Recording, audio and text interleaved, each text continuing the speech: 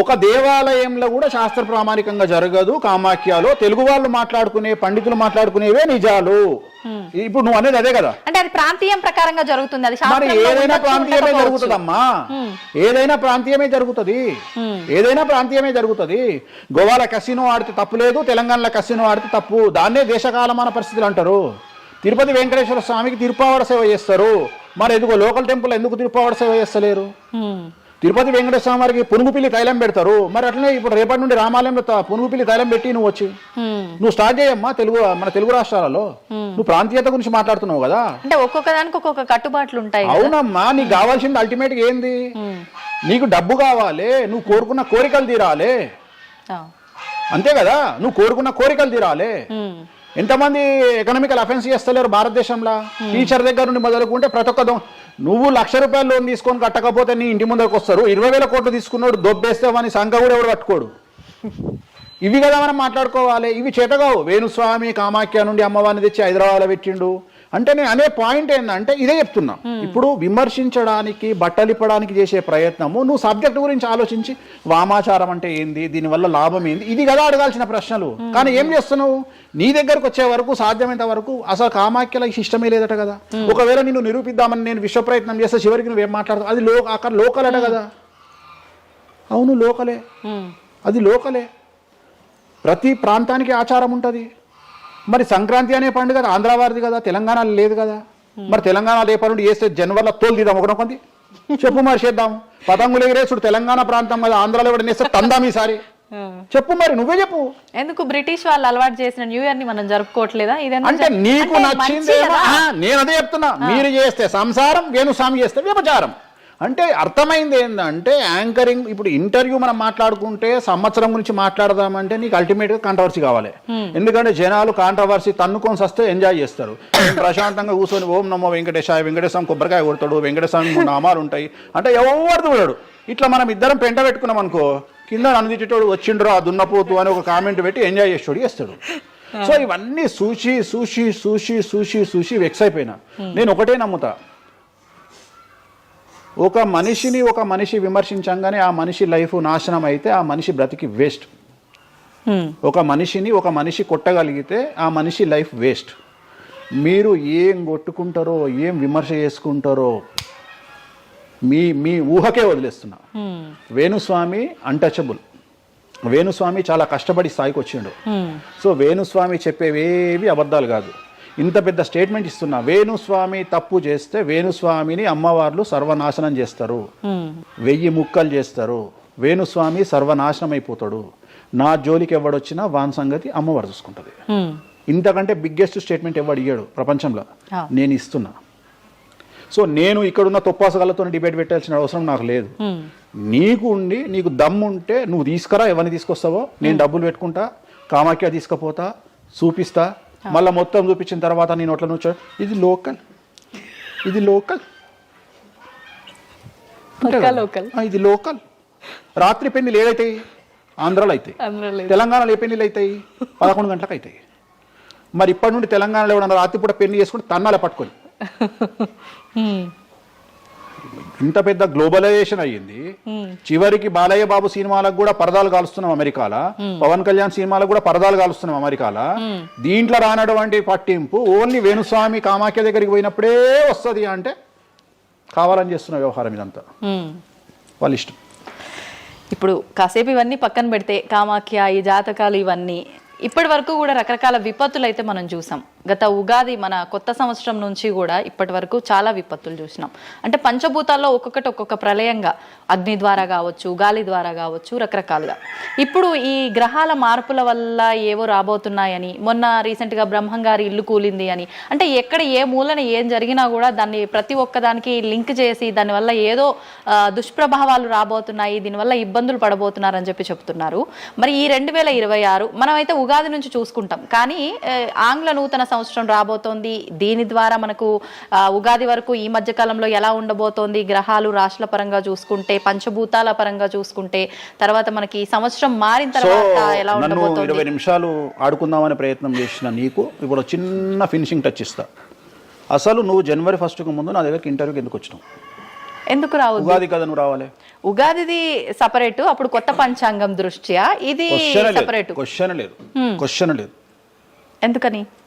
తప్పు. దీనికి ఆన్సర్ చెప్పినాకనే ముందరకు పోవాలి మనం.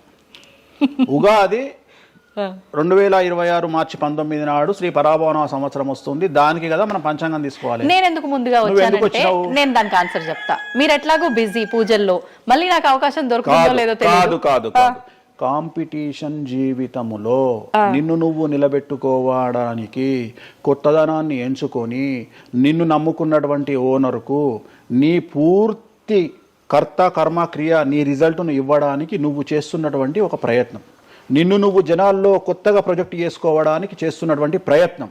అదే ప్రయత్నం వేణుస్వామి చేసిండు కామాఖ్య విషయం. అమ్మా ఇట్లొచ్చారా? అర్థమైందా? కాబట్టి జనాల్లో కొత్తదానంలో కొత్తగా వస్తే నువ్వు గదే యాంకరింగ్ నేర్చుకున్నావు, గాయన గదే అడ్వకేట్ చదువుకుండు, గా టీవీ ఛానల్ గదే చేసింది. మరి గా టీవీ ఛానల్ ఏమో ప్రైమ్ టైమ్ స్లాట్ 2 లక్షలు ఎట్లా పోతుంది? పనికి వాళ్ళ చిన్న ఛానల్ 2000 ఎందుకు పోతుంది అంటే వాళ్ళు కష్టపడడానికి, వాళ్ళు చేసిన స్టింగ్ ఆపరేషన్లు కావచ్చు, వాళ్ళు జీవితాన్ని నాశనం చేసిన విధానం కావచ్చు, వాళ్ళకి ఆ పేరు వచ్చింది. సో అట్లనే వేణుస్వామి కష్టపడి ఈ స్థాయికి రావడానికి వేణుస్వామికి అంటూ ఒక బ్రాండ్ ఉన్నది. సో రెండవది, ఇదే సంవత్సరం ఇదే ఛానల్లో 2025 శివ అనే ఒక యాంకర్ కు నేను ఇంటర్వ్యూ ఇచ్చిన. అందులో చాలా విషయాలు చెప్పిన. ఏమేం చెప్పిన? ఈ సంవత్సరము రైలు ప్రమాదాలు ఎక్కువ అని చెప్పిన, విమాన ప్రమాదాలు ఎక్కువ అని చెప్పిన. చెప్పంగా వెనకకించి వచ్చి వీనికి పని పాట లేదు, వీడు పొద్దుగాలు లేస్తే ఇటువే మాట్లాడతాడు అని తిట్టిరు నన్ను. మరి అయినప్పుడు ఒకడన్నా పెట్టడేంద్రా? పెట్టాలే కదా. ఎందుకు పెట్టారు అంటే చివరికి జ్యోతిష్యం చెప్పుకునే స్వేచ్ఛ కూడా మా బొందకు లేకుండా చేసారు. జ్యోతిష్యంలో అరే ఇప్పుడు నా సొంత కవిత్వం కాదు, ఎవరిని అడిగినా చెప్తారు. ఈ సంవత్సరం గురువు అధిపతి కమాండర్ కేతువు అన్ని క్లియర్గా ఉన్నాయి. కేతువు అంటే మోక్షకారకుడు, భక్తికారకుడు. ఈ సంవత్సరం 2026లో ఎక్కడైతే జనాలు గుమిగూడు ఉంటారో అక్కడ ప్రాబ్లమ్స్ వస్తాయి. అది రేపు జరగబోయేటువంటి పుష్కరాలు కావచ్చు, రేపు జరగబోయే సమ్మక్క సారక్క పండగ కావచ్చు, లేకపోతే దేవాలయాల్లో ముక్కోటి ఏకాదశి కావచ్చు, ఎక్కడైతే భక్తి భావం ఉంటుందో అక్కడ చాలా పెద్ద పెను ప్రమాదాలు సంచలనాలు జరుగుతాయని శాస్త్రం చెప్తుంది. శాస్త్రం చెప్పినప్పుడు ఆ శాస్త్రాన్ని వేణుస్వామి చెప్తున్నాడు. దీన్ని కూడా తప్పు తీసుకుపోయి వేణుస్వామి ఏలినాటి శని నడుస్తుంది మేషరాశికి, మేషరాశి బాగుండదు అని చెప్పాలి కానీ మేషరాశి సూపర్ స్టార్లు అవుతారని నేనెందుకు చెప్తా అంటే అక్కడ చూసిన వేణుస్వామి మన ఒక ఆమె నేను మీనరాశి బాగాలేదంటే మీనరాశికి బాగాలేదని చెప్తున్నా వేణుస్వామి ఎక్కడ ఎప్పుడు వేణుస్వామి అని ఇట్లా ఊతుంది, ఇట్లనే ఊతుంది ఆమె, ఇట్లనే అంటుంది వేణుస్వామి చెప్పిండు అని తిట్టింది. నువ్వు నమ్మవమ్మా, ఆమె అమెరికా నుండి పంచుప్రభాకర్ అని ఒక ఆయన ఉంటాడు, ఆయన తిట్టిండమ్మా ఆ బూతులు భగవంతా నేనైతే తెల్లారి చచ్చిపోతుండే. అంటే వాళ్ళిద్దరికి ఫైటింగ్ జరిగి గదే మీనరాశి అని చెప్తున్నాను నేను. ఆమె మీనరాశి అంట, గదే మీనరాశి అంటున్నాను. అంటే నేను చెప్పేది అదే. నేను చెప్పేది ఫస్ట్ శనీశ్వరుడు కాదు, శనేశ్వరుడు. శనీశ్వరుడు అని ఎందుకు వచ్చింది అంటే ఒకరోజు శని శంకరుడు ఇద్దరు కలిసినప్పుడు శంకరుడు శనిని అడుగుతాడు, ఏందా నేను చూస్తే పెద్ద అందరు భయపడుతున్నారు, చాలా పెద్ద పెద్ద వాళ్ళు భయపడుతున్నారు, నువ్వు తోపు తురుమట కదా అంటాడు. అంటే నేను తోపు తురుమా కాదా, రేపు చెప్తా నీ సంగతి అంటాడు. ఎవరు? శని ఈశ్వరుని అంటాడు. అంటే ఏంది అంటే రేపు నీ టైం వచ్చింది, నీ సంగతి ఏందో చెప్తా అంటాడు. అంటే తెల్లవారి పొద్దున సూర్యోదయానికి శంకరుడు పోయి ఒక చెట్టు తొర్రలో దాచుకొని సాయంత్రం సూర్యాస్తమయం వరకు చెట్టు తొర్రలోనే ఉంటాడు, ఉండి బయటకు వస్తాడు. బయటకు వచ్చిన తర్వాత శని ఎదురు పడితే నన్నేమో చేస్తా అన్నావు కదా, ఏం చేసినావు అంటాడు. అంటే నువ్వు లయకారకుడివి, ప్రపంచాన్ని శాసిస్తావు, ముల్లోకాలను శాసిస్తావు, అట్లాంటి నిన్ను తీసుకుపోయి సూర్యోదయం నుండి సూర్యాస్తమయం దానిక చెట్టు త్వరలో దాచిపెట్టిన, ఇంతకంటే నేను చేసేదే ఉంది అంటాడు. ఆట మొదలు పెట్టేశాడు అక్కడ ఆల్రెడీ. అప్పటి నుండి ఆయనకు శనీశ్వరుడు అని పేరు వచ్చింది. సో ఇది జరిగింది శంకరుడికి కూడా జరిగింది, రాముడికి కూడా జరిగింది. సో ఏలినాటి శని పీరియడ్లో, షష్టమ శని పీరియడ్లో బాధలు పడేటువంటి పరిస్థితి ప్రతి ఒక్కళ్లకు ఉంటుంది. రెండవసారి ఏలినాటి శనిలో మరీ దరిద్రంగా ఉంటుంది. కలియుగంలో దాని తీవ్రత చాలా ఎక్కువగా ఉంటుంది. కలియుగంలో ఫిజికల్ కంటే మానసికమైన దెబ్బలు చాలా ఎక్కువగా ఉంటాయి. జనాలు కొట్టే దెబ్బలు చాలా ఎక్కువగా ఉంటాయి. నరఘోష వల్ల తినే దెబ్బలు చాలా ఎక్కువగా ఉంటాయి. కలియుగ దైవమైనటువంటి వెంకటేశ్వర స్వామి వారికే ఎన్నో రకాల పూజలు చేసి దిష్టి తీయడానికి ప్రయత్నం చేస్తున్న సందర్భంలో ఆఫ్టర్ ఆల్ మానవుల మనమెంత. సో మన మీద ఎన్నో రకాల దుష్ప్రయోగాలు ఉంటాయి, ఎన్నో రకాల నరఘోషలు ఉంటాయి. సో ఇవన్నీ జనాలకు తెలియజేయాల్సిన బాధ్యత ఒరిజినల్ పండితుడిగా, ఒరిజినల్ జ్యోతిష్కుడిగా నా మీద ఉంది. సో సొంత కవిత్వము జనాలకు పాజిటివ్గా చెప్పడానికి నేనేమి ఏమో అంటారు కదా, వ్యక్తిగత ఏదో అంటారు వాళ్ళను, వ్యక్తిగతంగా కౌన్సిలింగ్ ఇచ్చేటువంటి వాడిని కాదు నేను. సో నేను శాస్త్రం ఏం చెప్పిందో నేను దాన్ని మాత్రమే జనాలకు చెప్పడానికి నేను ఇక్కడ ఉన్నా. అంతేగాని క్యాన్సర్ వచ్చిన పట్టుకొని నీకేం లేదు అని చెప్పి వాడిని ఇంటికి పంపించి 2 రోజుల తర్వాత సచ్చేటట్టు చేసేటువంటి నీచుడిని నేను కాదు. క్యాన్సర్ వస్తే క్యాన్సర్ వచ్చింది, ధైర్యంగా బతుకు, ఇంకా బతుకు, నీ కోరికలు తీర్చుకో, అన్ని కోరికలు తీసుకొని సావు అని చెప్తా. రెండవది, అన్ని తిని 60 ఏళ్ళు పోతే ఏం తినకుండా 80 ఏళ్ళు బతికితే లాభం లేదు. సో కలియుగంలో ఇవన్నీ సమస్యలు చాలా తీవ్రంగా ఉంటాయి. భార్యాభర్త కారులో పోతే పక్కింటోడు ఏడిస్తొస్తాడు, మంచి కారు కొనుక్కుంటే ఏడిస్తొస్తాడు, ఒక పిల్లగాడు మంచి ఉత్తీర్ణత శాతంలో పాస్ అయితే ఏడిస్తొస్తారు, మంచి ఉద్యోగం వస్తే ఏడిస్తొస్తారు, ఒక పొలిటికల్ బాగుంటే తెస్తాడు, ఒక యాంకర్కు డబ్బులు వస్తే తెస్తాడు. సో ప్రతి దగ్గర ఏడుపు ఏడుపు ఏడుపు, జలసు అనేటువంటిది రాజ్యమేలుతున్నటువంటి సందర్భంలో తెలుగు రాష్ట్రాలలో అది పీక్ స్థాయిలో ఉండేటువంటి పరిస్థితులలో నిజాలు చెప్పి జనాలని భయానికి దూరంగా ఉంచాల్సినటువంటి బాధ్యత నాది, జరగబోయే నష్టం నుండి కాపాడాల్సినటువంటి బాధ్యత నాది అని ఇంతమంది రాళ్ళేసినా, ఇంత చెండాల పనులు చేసినా, వ్యక్తిగతంగా నన్ను విమర్శలు చేసినా నేను ఎవరిని వ్యక్తిగతంగా విమర్శించడం లేదు. ఎందుకంటే ప్రతి ఒక్కడి ముడి కింద ఖచ్చితంగా సమస్యలు ఉంటాయి. ఈ శుద్ధపూస ఎవడూ కాదు. నాకంటూ నెల రోజులు పక్కకు తీస్తే ఒక్కొక్కటి జాతకాలు చెప్పగలుగుతా అందరివి. నేను వాటి జోలికి బోదలుచుకోవట్లేదు. శాస్త్రం ఏం చెప్పిందో శాస్త్ర ప్రామాణికంగా నేను జనాలకు తెలియజేయాలని కోరుకుంటున్నా. సో లాస్ట్ ఇయర్ ఎట్లా జరుగుతుందో 2025లో అనుభవించిన కష్టం కంటే 2026 ఎక్కువ, 2026 కంటే 27 ఎక్కువ, 27 కంటే 28 ఎక్కువ. 2025 నుండి 28 వరకు సమాజంలో ప్రకృతిలో జరిగే సంఘటనల తీవ్రత చాలా ఎక్కువగా ఉండబోతా ఉంది. ప్రకృతి పరంగా, సామాజికంగా, అగ్ని ప్రమాదాల పరంగా, వాహన ప్రయాణాల ప్రమాదం, చాలా రకాల సమస్యలు ఈ సంవత్సరం ఉండబోతున్నాయి. ఓకే, రాశుల పరంగా ఎలా ఉంటుందండి? సో ఈ సంవత్సరము ఫస్ట్ రాశుల కంటే ముందు మనం మాట్లాడుకోవాల్సింది ఏంటి అంటే, ఈ సంవత్సరము రైలు ప్రమాదాలు, అగ్ని ప్రమాదాలు, వాహన ప్రమాదాలు, అలాగే జన సమీకరణలు ఉన్న చోట, భక్తులు గుమిగూడే చోట, జన సాంద్రత ఉన్న చోట, అది సినిమా థియేటర్లు అవ్వచ్చు, భక్తికి సంబంధించిన ఏరియా అవ్వచ్చు, సో మార్కెట్లు అవ్వచ్చు, మాల్స్ అవ్వచ్చు, వాటిల్లో పెను సంచలనాలు ఈ సంవత్సరం జరిగే అవకాశాలు ఉన్నాయి. ఆర్థిక నష్టము అంటే ఆస్తి నష్టము, జన నష్టము ఉండేటువంటి అవకాశాలు ఉన్నాయి. కాబట్టి జనాలకు చెప్పే విషయం ఏంటంటే, భక్తి పేరుతో జనాలు లేనటువంటి ప్లేస్కి వెళ్ళండి. ముక్కోటి ఉంది, ఖాళీగా ఉన్న వెంకటేశ్వర గుడికి వెళ్ళండి హ్యాపీగా. ఆ దేవుడికి డబ్బులు ఇచ్చిన వాళ్ళు అవుతారు, పంతులకు డబ్బులు ఇచ్చిన వాళ్ళు అవుతారు, గుడికి 4 రూపాయలు ఇచ్చిన వాళ్ళు అవుతారు. అట్లనే జనాలు లేనటువంటి ప్లేసుల్లో పుష్కరాలకు వెళ్ళండి ఈ సంవత్సరము. సో జన సాంద్రత ఉన్నటువంటి ప్రదేశాలను ఈ సంవత్సరం అవాయిడ్ చేయడానికి ప్రయత్నం చేయండి. సో టూర్లు మ్యాక్సిమం అవాయిడ్ చేయండి. ఈ సంవత్సరము లోయ ప్రాంతాలలో, కొండ ప్రాంతాలలో, నదీ పరివాహక ప్రాంతాలలో పెను సంచలనాలు నమోదయ్యే అవకాశం ఉంది. టూరిస్టు ప్రాంతాలలో కూడా ప్రాబ్లమ్స్ ఉంటాయి. ఈ సంవత్సరం భారతదేశంలో కొన్ని ప్రదేశాల్లో మత కల్లోలాలు రేగేటువంటి అవకాశం కనిపిస్తూ ఉంది, కర్ఫ్యూ విధించేటువంటి అవకాశం కనిపిస్తూ ఉంది. సో ఇవన్నీ కూడా ఈ సంవత్సరం చాలా తీవ్రంగా ఉండబోతా ఉన్నాయి. సో జాగ్రత్తలు వహిస్తే మంచిది.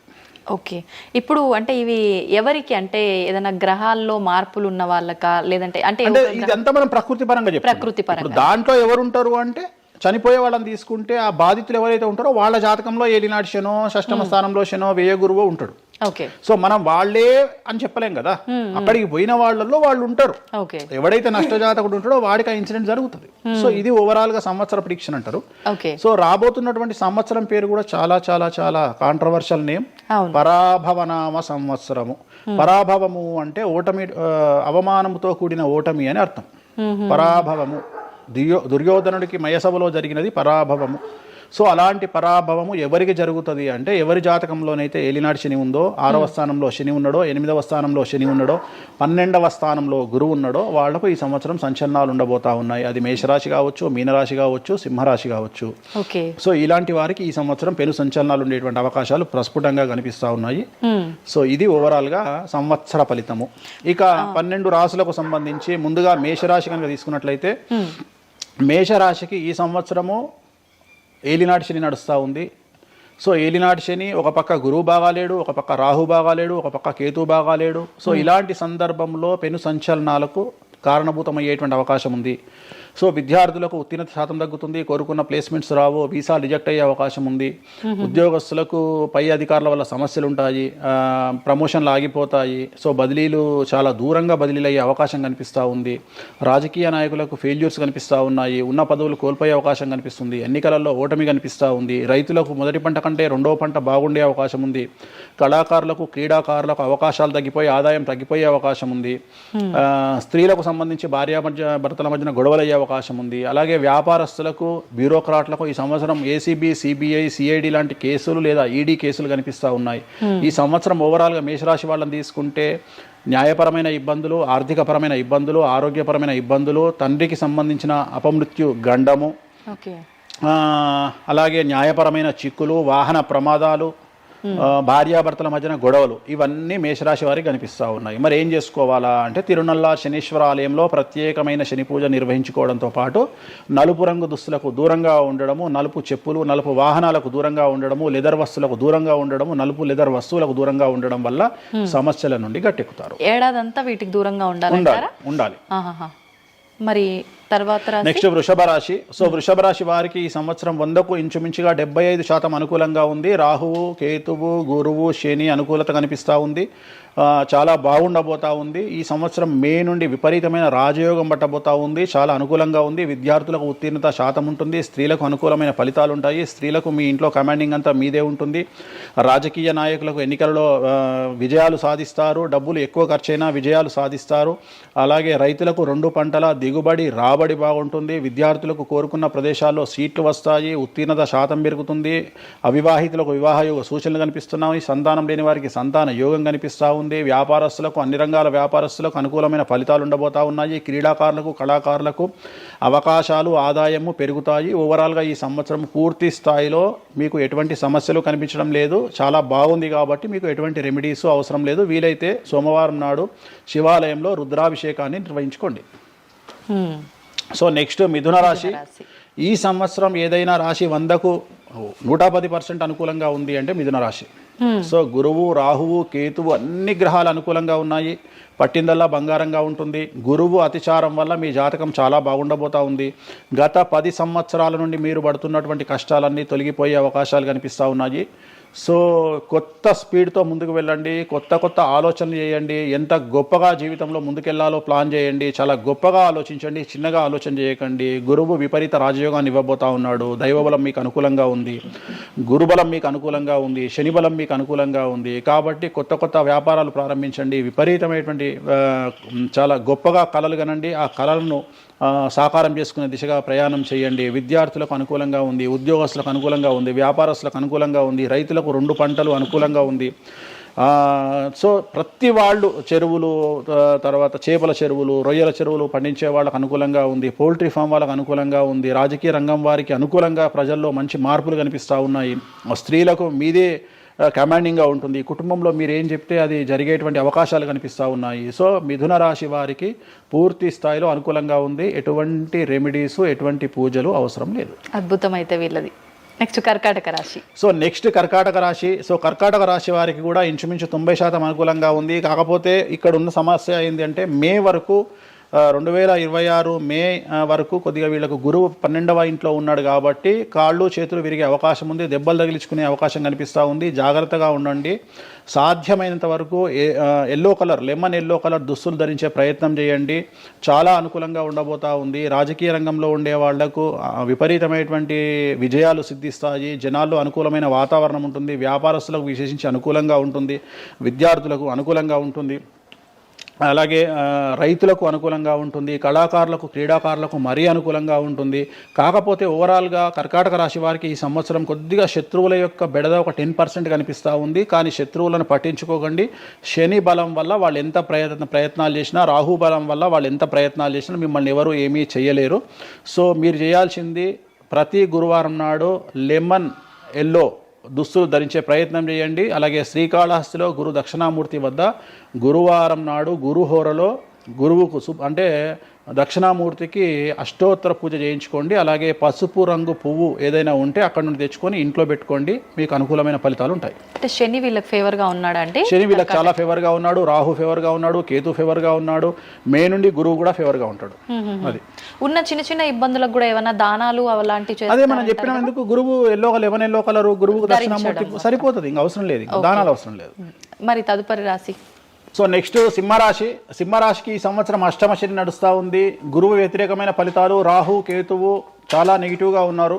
సో ఇంచుమించుగా 4 గ్రహాలు వ్యతిరేకమైన దిశలో ఉన్నాయి. అష్టమ శని అంటే తల్లికి ఆరోగ్యపరమైన ఇబ్బందులు ఉంటాయి, మానసికమైన ఇబ్బందులు ఉంటాయి, శారీరకమైనటువంటి అనారోగ్య సమస్యలు ఉంటాయి, అలాగే ఆర్థికపరమైన ఇబ్బందులు, న్యాయపరమైన చికాకులు ఉంటాయి. జాగ్రత్తగా ఉండండి, నలుపు రంగు దుస్తులకు దూరంగా ఉండండి. విద్యార్థులకు సమస్యలు, ఉద్యోగస్తులకు సమస్యలు, వ్యాపారస్తులకు సమస్యలు, ఈడీ కేసులు, పోలీస్ కేసులు, బ్యూరోక్రాట్స్కు సిబిఐ కేసులు, రైతులకు పంటల దిగుబడిలో నష్టము, కళాకారులకు, క్రీడాకారులకు వాళ్ళ అవకాశాలను ఇతరులు దక్కించుకునేటువంటి అవకాశం కనిపిస్తూ ఉంది. స్త్రీలకు భార్యాభర్తల మధ్యన గొడవలు.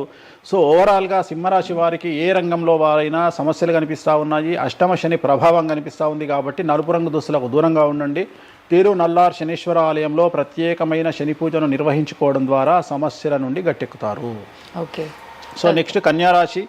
ఈ సంవత్సరం కన్యారాశి వారికి ఇంచుమించు 75% అనుకూలంగా ఉండబోతా ఉంది. శని, అలాగే కుజుడు, రాహువు, కేతువు, గురువు అనుకూలతల వల్ల చాలా అనుకూలంగా ఉండబోతా ఉంది. ఒకే ఒక్క సమస్య ఈ సంవత్సరం ఉండేది, భార్యాభర్తల మధ్యన ఈగోలు కానీ క్లాషెస్ కానీ వచ్చే అవకాశం ఉంది. సో కాంప్రమైజ్ అవ్వడానికి ప్రయత్నించండి. భార్య దగ్గర భర్త, భర్త దగ్గర భార్య కాంప్రమైజ్ అవ్వండి. ఈగోలకు పోవద్దు, జెలస్లకు పోవద్దు. ఆర్థికపరమైన అంశాల్లో జాగ్రత్తగా ఉండండి. విద్యార్థులకు అనుకూలత కనిపిస్తూ ఉంది, రాజకీయ నాయకులకు అనుకూలత కనిపిస్తూ ఉంది, వ్యాపారస్తులకు, కళాకారులకు, క్రీడాకారులకు విశేషమైన యోగం లభించబోతూ ఉంది. న్యాయస్థానాల్లో పనిచేసే వాళ్లకు, న్యాయ సంబంధమైన వృత్తిలో ఉండే వాళ్లకు అనుకూలమైన ఫలితాలు ఉండబోతా ఉన్నాయి. స్త్రీలకు విశేషించి అనుకూలంగా ఉండబోతా ఉంది. సో ఈ సంవత్సరం కన్యారాశి వారికి పూర్తిగా అనుకూలమైనటువంటి ఫలితాలు కనిపిస్తూ ఉన్నాయి. వీరు చేయాల్సినటువంటి రెమెడీ, సోమవారం నాడు రుద్రాభిషేకాన్ని శివాలయంలో నిర్వహించండి, సమస్యల నుండి గట్టెక్కుతారు. సో నెక్స్ట్ తులారాశి. తులారాశి వారికి 6వ స్థానంలో శని కనిపిస్తూ ఉన్నాడు. కాకపోతే గురువు విపరీత రాజయోగాన్ని ఇవ్వబోతా ఉన్నాడు. వీళ్ళకి గురు బలము మరియు దైవ బలం అనుకూలంగా ఉండడం వల్ల మీ జీవితాన్ని కొత్తగా ప్రొజెక్ట్ చేసుకునేటువంటి అవకాశం మీకు దేవుడు కల్పిస్తూ ఉన్నాడు. ముందుకు వెళ్ళే ప్రయత్నం చేయండి. చాలా కొత్తగా మిమ్మల్ని మీరు ఆవిష్కరించుకునే ప్రయత్నం చేయండి. మిమ్మల్ని మీరు కొత్తగా సమాజానికి చూపించుకోండి. దానివల్ల మీ ఆలోచనలు మార్చుకోండి. చాలా గొప్పగా థింక్ చేయండి, గొప్పగా కలలు కనండి, వాటిని సాకారం చేసుకోండి. గురువు అనుకూలంగా ఉన్నాడు. కాకపోతే కుటుంబంలో పెను సంచలనం జరిగే అవకాశం కనిపిస్తూ ఉంది. 6వ స్థానము భాగ్యానికి మరియు శత్రుత్వానికి కారకుడు కాబట్టి శని వల్ల సంచలనం జరిగే అవకాశం ఉంది. విద్యార్థులు, ఉద్యోగస్తులు, వ్యాపారస్తులు, కళాకారులు, క్రీడాకారులు, రైతులు, అలాగే రాజకీయ నాయకులు ఎవరైనా సరే వాళ్ళ జీవితంలో ఏదో ఒక పెను సంచలనం జరిగే అవకాశం కనిపిస్తూ ఉంది. నలుపు రంగు దుస్తులకు దూరంగా ఉండండి. తిరునల్లార్ శనీశ్వర ఆలయంలో ప్రత్యేకమైన శని పూజ నిర్వహించడం ద్వారా సమస్యల నుండి బయటపడతారు.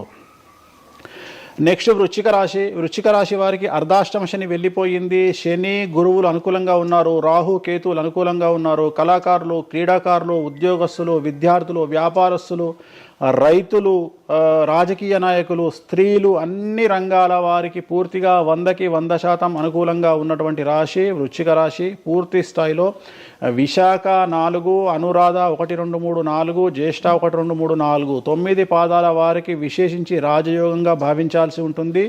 మే వరకు విపరీత రాజయోగం కనిపిస్తూ ఉంది. మే తదుపరి కూడా అనుకూలమైన ఫలితాలను పొందుతారు కాబట్టి వీరికి ఎటువంటి రెమెడీసు, ఎటువంటి పూజలు అవసరం లేదు.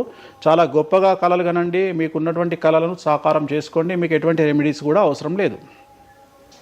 నెక్స్ట్ ధనుస్సు రాశి. ధనుస్సు రాశి వారికి అర్ధాష్టమ శని నడుస్తూ ఉంది. అర్ధాష్టమ శని అనేటువంటిది డబ్బులను అధికంగా ఇచ్చి ఆ డబ్బుల ద్వారా సమస్యలు తెచ్చేటువంటి ఒక పరిస్థితి. అంటే డబ్బులు లేకపోతేనే సమస్యలు అంటారా? డబ్బులు ఉంటే కూడా సమస్యలు. డబ్బులు ఉన్నప్పుడు వాటిని మనం ఖర్చు చేసే విధానంలో సమస్యలు, వాటిని మనం ఎలా సమాజంలో ఖర్చు పెట్టబోతున్నామనే సమస్యలు ఏర్పడేటువంటి అవకాశం ఉంది. కాబట్టి మీరు ఇన్వెస్ట్మెంట్ చేయడంలో కానీ, అప్పులు ఇవ్వడంలో కానీ, ఎవరికైనా అప్పులు ఇవ్వడంలో కానీ, చిట్టీలు వేయడంలో కానీ, సహాయం చేయబోయేటప్పుడు కానీ జాగ్రత్తలు తీసుకోండి. ఎటువంటి పరిస్థితుల్లోనూ డబ్బులు ఎవరికి ఇవ్వవద్దు. సో ధనుస్సు రాశి వారికి డబ్బు పరంగా సమస్యలు ఏర్పడే అవకాశం ఉంది. రాక డబ్బులు వచ్చినాయి కాబట్టి తీసుకెళ్ళి వేరే వాళ్ళకి ఇచ్చి మోసపోయే అవకాశాలు కనిపిస్తూ ఉన్నాయి.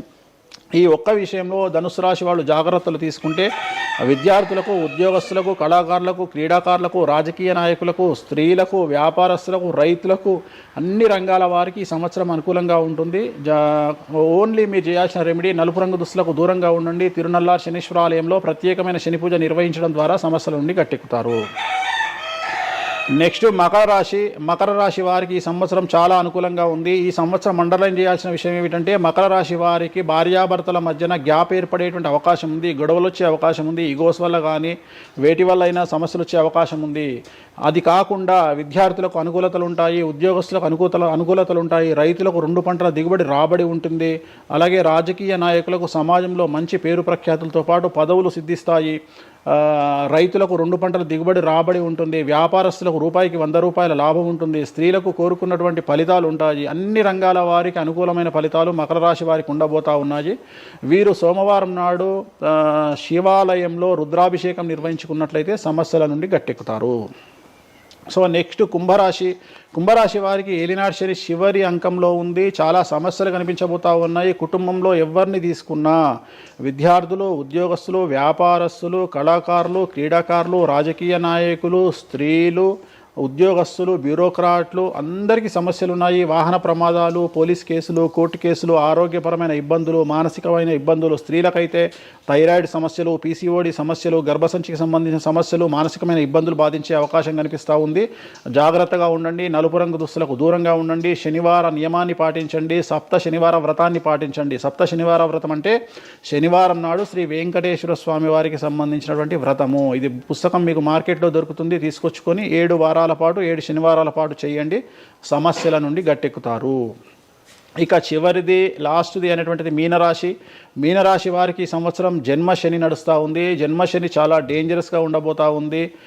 ఏ రంగంలో ఉండే వారికైనా ఈ సంవత్సరం సమస్యలు తప్పవు. ఆర్థికంగా, సామాజికంగా, న్యాయపరంగా, ఆరోగ్యపరంగా, వాహన ప్రమాదాలు అవ్వచ్చు, ఆర్థికపరమైన నష్టాలు అవ్వచ్చు, పోలీస్ కేసులు అవ్వచ్చు, ఇంట్లో తల్లిదండ్రులు ఒకళ్లకు ప్రాణగండాలు అవ్వచ్చు, భార్యాభర్తల మధ్యన గొడవలు అవ్వచ్చు. మరీ ముఖ్యంగా ఈ సంవత్సరం మీనరాశి జాతకులు ఉండేటువంటి ఇళ్లలో మగవాళ్లకు సంపాదన లేకుండా ఖాళీగా ఉండడం వల్ల ఆడవాళ్లు మాత్రమే సంపాదించి, ఆడవాళ్ల ఉద్యోగంతో డబ్బులు సంపాదించి, ఆడవాళ్ల అంటే భార్యల మీదనో, ఆడవాళ్ల కూతుళ్ళ మీదనో, తల్లి మీదనో బ్రతికేటువంటి పరిస్థితి మగవాళ్లకు ఉండే అవకాశం ఉంది. కాబట్టి ఈగోలను చంపుకోండి.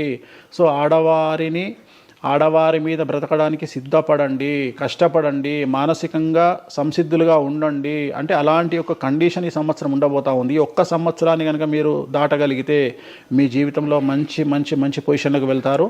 సో నలుపు రంగు దుస్తులకు దూరంగా ఉండండి. రాత్రిపూట ప్రయాణాలు చేయకండి. వాహన ప్రమాదాలు జరిగే అవకాశం కనిపిస్తూ ఉంది. జన సమూహం ఉన్నటువంటి ప్రాంతాలకు వెళ్ళకండి. సో జాగ్రత్తలు తీసుకోండి. నలుపు రంగు దుస్తులకు దూరంగా ఉండండి. తిరునల్లార్ శనీశ్వర ఆలయంలో ప్రత్యేకమైన శని పూజ నిర్వహించడం ద్వారా సమస్యల నుండి బయటపడతారు. ఇప్పుడు ఈ రాశి ఫలాల్ని ఈ మధ్యకాలంలో చాలా మంది ఫాలో అవుతున్నారండి. ఇది అక్షరం అంటే పేరులో మొదటి అక్షరాన్ని బట్టి ఫాలో అవ్వాలా, లేదంటే డేట్ ఆఫ్ బర్త్ బట్టి వచ్చే రాశిని ఫాలో అవ్వాలా? ఇది పేరులో దాని సంబంధం లేదు. డేట్ ఆఫ్ బర్త్ ప్రకారం చూసుకోవాలి. రెండోది ఇది గోచారం, గ్రహచారం వేరు, గోచారం వేరు. ఇది జస్ట్ గోచారం ప్రకారం ఎలాగైతే మనము సౌరమానం ప్రకారము మనం చూసుకుంటామో అలా ఇది ఓన్లీ చాంద్రమానం ప్రకారము మీ నక్షత్రం ప్రకారం చూసుకోవాల్సిందే. మళ్ళీ వ్యక్తిగతమైన జాతకం వేరు. అంటే ఒక 3-4 రాశులు మినహాయించి అన్ని రాశుల వారికి కొంచెం ఇబ్బందికర పరిస్థితులే ఉన్నాయి. దానికి మీరు చెప్పిన రెమెడీస్ చేసుకుంటే సరిపోతుంది. ధన్యవాదాలండి, చాలా చక్కగా వివరించారు. ఓం నమో వెంకటేశాయ.